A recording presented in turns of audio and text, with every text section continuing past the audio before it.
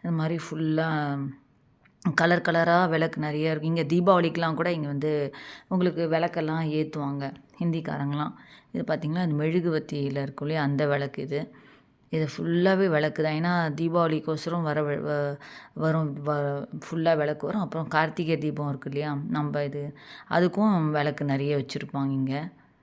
பொதுவாகவே இங்கே நிறைய விளக்கு எப்போவுமே இங்கே கிடைக்கும் இந்த கடையிலலாம். இப்போ இது பார்த்திங்கன்னா இது வந்து இது மாதிரி இருக்குது பாருங்கள், இந்த துளசி மாடம் மாதிரி அந்த மாதிரி விளக்கு இருக்குது அந்த சைடில்.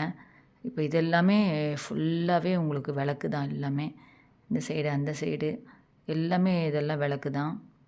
இப்போது இங்கே பார்த்திங்கன்னா இது வந்து துளசி மாடம் மாதிரி அந்த மாதிரி விளக்கு இருக்கும். அது உள்ள விளக்கு ஏற்றணும்.